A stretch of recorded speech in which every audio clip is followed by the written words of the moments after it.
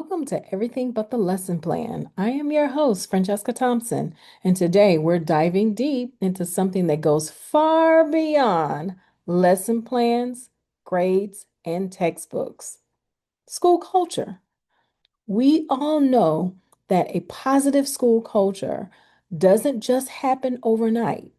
It's carefully cultivated, shaped by leadership, supported by the teachers, and embraced by the students and families alike. But what exactly does that look like in action? And how can it transform a school into a thriving community where everyone feels valued, heard, and empowered? In this episode, I am thrilled to be joined by Dr. Brett Wallace, a school leader who is dedicated to creating that very environment. We'll explore how fostering a positive school culture can improve everything from student engagement and academic success to teacher retention and family involvement. Whether you're an educator, a school leader, or just passionate about shaping the future of education, today's conversation will leave you inspired and ready to take action. So let's get started because the power of school culture truly is beyond the classroom. Welcome to Everything But the Lesson Plan, Dr. Wallace. We are so excited to have you. To kick things off, could you tell us a little bit about your background and kind of what led you into focusing on creating a positive school culture? Yes, ma'am. I am happy to be here. This is my 31st year in education. Wow. I don't feel the need or the desire to retire yet, so I feel like I have something left to offer. Um, this is I guess I'm completing my first year back at the high school after being at the middle school as a principal for 12 and a half years. Hmm. But in my teaching background, I was a PE teacher and a special ed teacher for 10 years, and I've spent 20 years in administration as an assistant principal and a principal. Well, that's good. You've gotten exposure to pretty much all the departments and things that make up a school. Yes, So ma'am. I've been told that you have a really good system with creating a positive school culture. What led you to focus on that? I guess early on, I felt, um,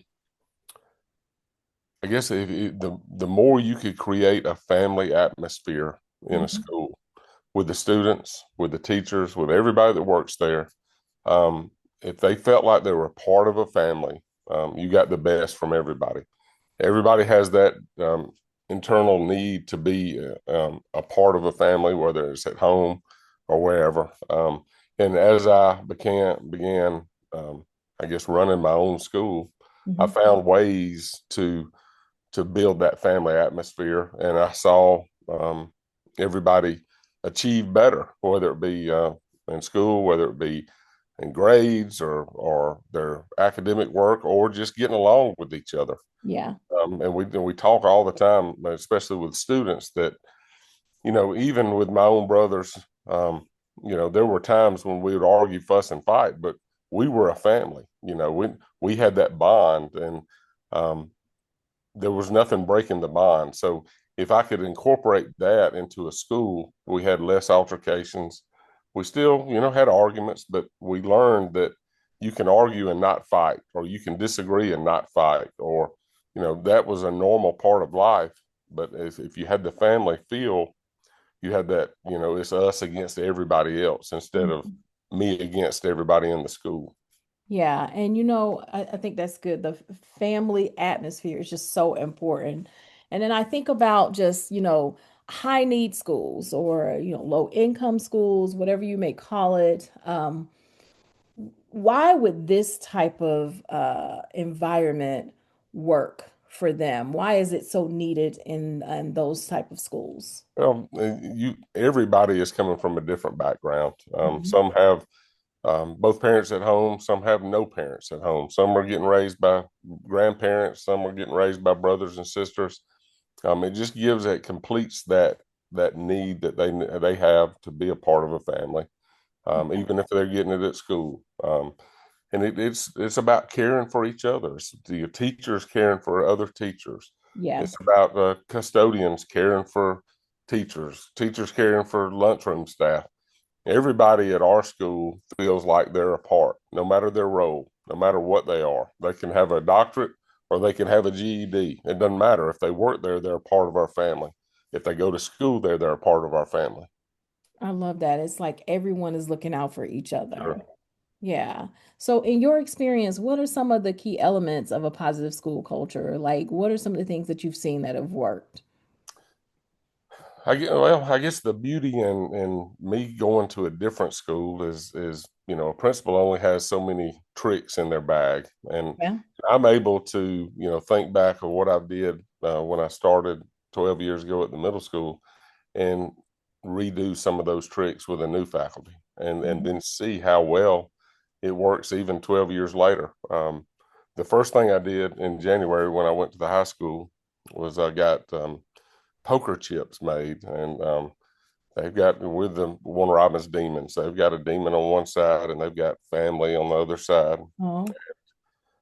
We call it the Demon Family Chip, and Mhm. I gave six of them out, and I told the faculty why I was giving them out. Some were to certified staff, some were to classified staff, some to the lunchroom, and these are the things I told why each one of them was getting them. Mhm. And I told them what they had to do with it. Actually, I gave them two chips. You get one to keep, and then you've got 3 days to decide who in the faculty you're going to give the chip to, and you got to send an email. The email's got to have why you're giving it to this person. Mhm. It's got to have a picture of you two with the chip.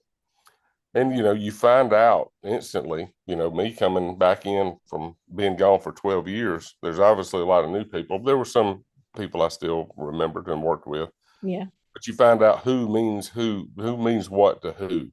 Yeah. And then everybody gets to find out something new about somebody, why they're special, why they're getting this chip.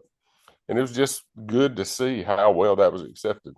When I did it at the middle school, it was a hit. Everybody loved it. Everybody was excited to see who was getting the chip today or why they were getting the chip. And it just brought everybody in. I had um, Miss Sylvia has been in our lunchroom at the middle school for, she just retired. So she just finished 32 years in the Wow. same lunchroom. And she gave the chip to me. It's just refreshing to see not only teachers giving it to the next door neighbor, but custodians giving it to teachers and teachers giving it to the lunchroom staff and the bus drivers and just everybody that worked there became a part of the family. Just to see that, and then to see it again happen at another faculty was assuring that it really works to build the faculty.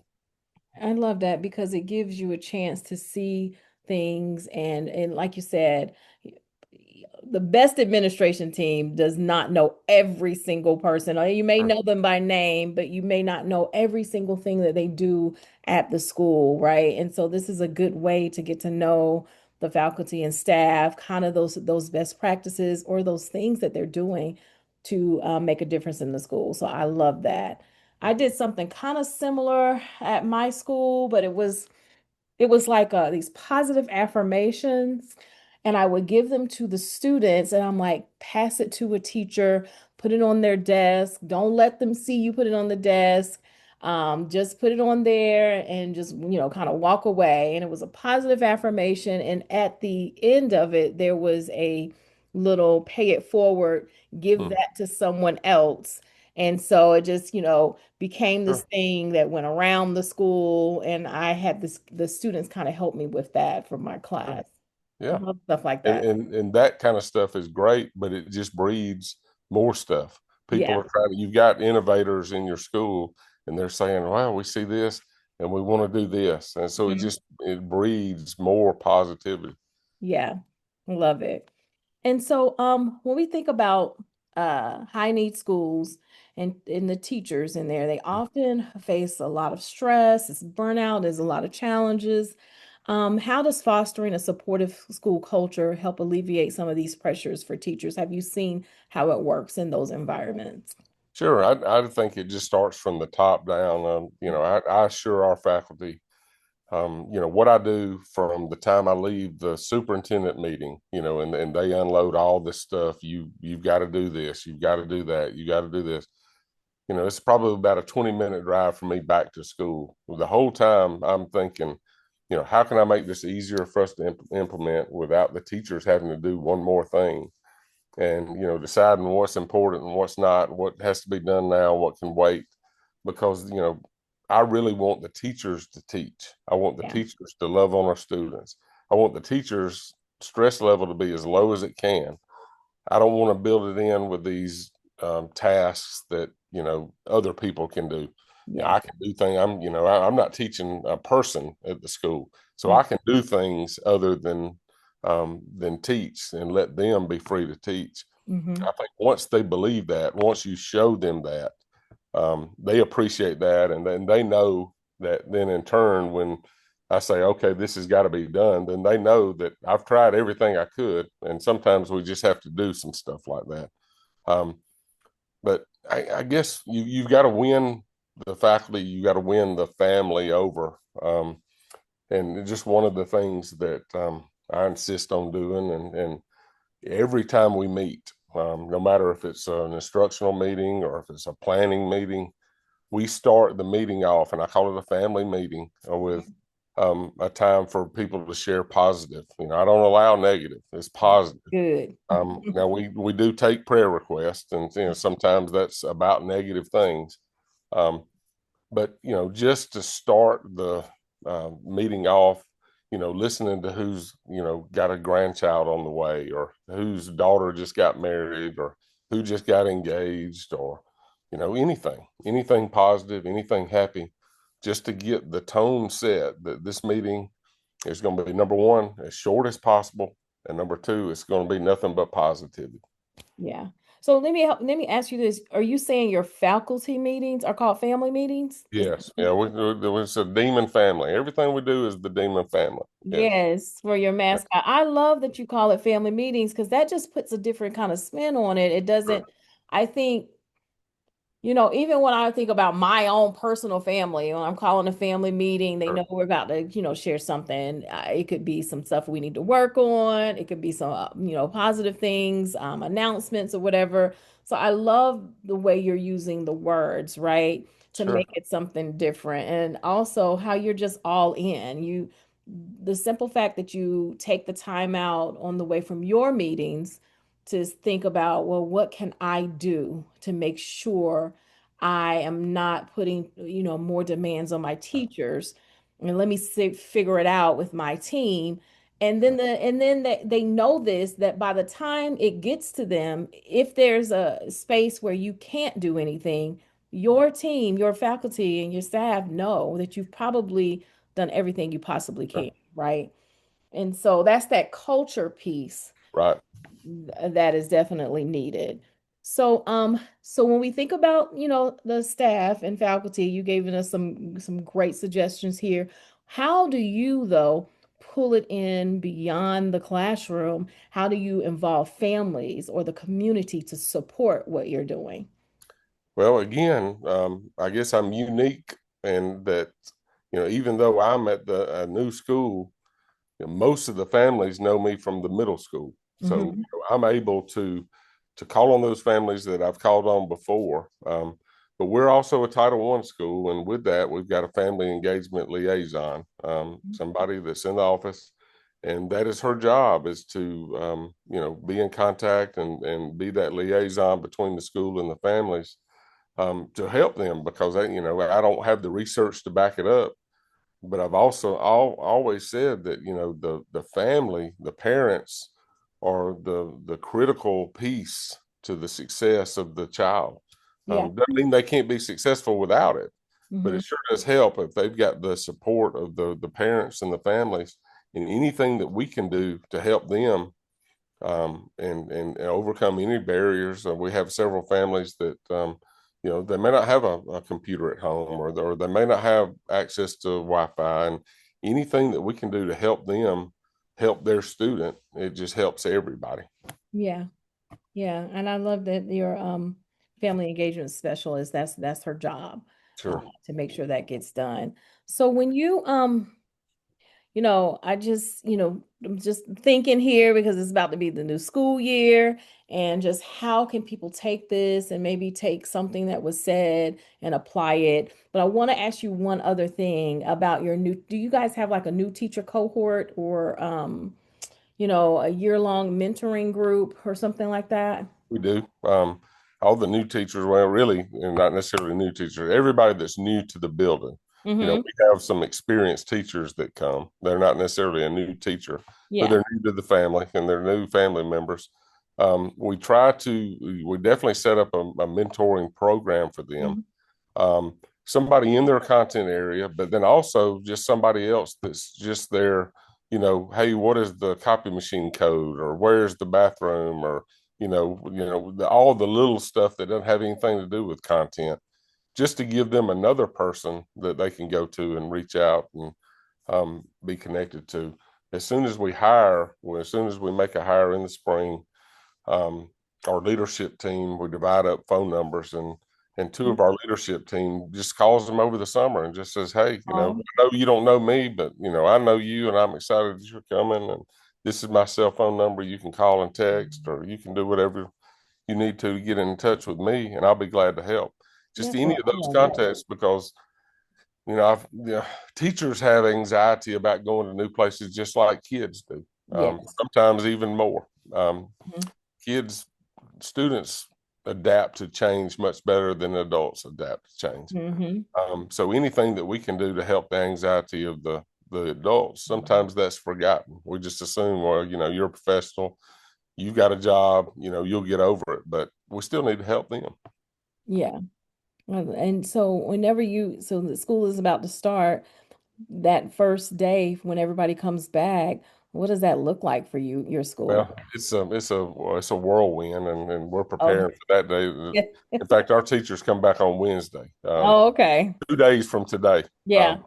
And so we're preparing for that. At the same time, the assistant principals are out of the building at a leadership meeting down at the board office, and Hmm. I'm gone, and so we're having to plan, remotely, and we're Yeah. planning at night, and um, but it's always great. But we start off with a district wide opening session. I'm sure your district does the same thing, where all the teachers are there Yeah. together, and it's great to see everybody that that's about the only time you see them most of the Yeah. time, Yeah. and just to see the positive culture of the whole district. We had a long time superintendent that retired at the end of the year, and we've got a new superintendent that's building excitement, and um, I'm excited about the opening session, and then we have to follow that up with they come back to school. We Hmm. want them to carry that excitement into our building, Yes. and and introduce our new folks, and that's where it sort of starts with I've assured them I'm going to be an efficient use of their time. Yeah. I'm Okay. not a meter just to meet. Yeah. I always hated that when I was a teacher. I always said, if I'm ever a leader, I'm gonna make sure that we don't waste people's time. Don't waste people's Um, time. Once you convince them and prove that to them, Hmm. they appreciate that, and they're more. I guess they buy in more to what meetings you have, because they know they're necessary, and they know they're going to be as short as possible. Yeah. So as we wrap it up, right, what advice would you give to school leaders, someone who is stepping in the shoes this week as a new principal of a school, right? If you could give them some advice on making sure they create that foundation of school culture, especially when we're talking about these high need school environments, what would be that advice you would give to that principal? I just still go back to, everybody wants to be a part of something. If you can build a family environment, if you can build that closeness, if you can treat the custodians and the cafeteria staff and the bus drivers, make them feel like they're just as much a part as the teacher that's been there 20 years and won teacher of the year 3 times. Mm, Make them all feel important. When yeah. you have appreciation days, you show appreciation to everybody. In Hmm. the whole, we have family appreciation days. Just make everybody feel a part. They will buy in, and they will do whatever you ask them to do. And the students feel that. The students feel a part. Yeah. You see the students wearing the hoodies, and they're proud to go to your school. They're Hmm. proud to wear them to the mall and to the movies, and when that's when you know everybody's got demon pride. Everybody's happy. Everybody's excited. Everybody is proud of their school. Yeah. Well, that is a good way to end this today. Thank you Yes, so ma'am. much for coming on to everything but the lesson plan. Well, I appreciate what you do, and I'm going to go back and look at your podcast, and I know Hmm. there's something I can learn, and I appreciate what you're doing. Well, thank you. It's clear that creating a positive school culture is not just about improving academic outcomes, but also about nurturing a thriving community where everyone feels supported. For our listeners, remember that fostering a positive culture can transform schools, uplift leaders, and uplift our teachers and empower our students. So stay tuned for more episodes of Everything But the Lesson Plan, where we will continue to explore the best practices for educators to thrive.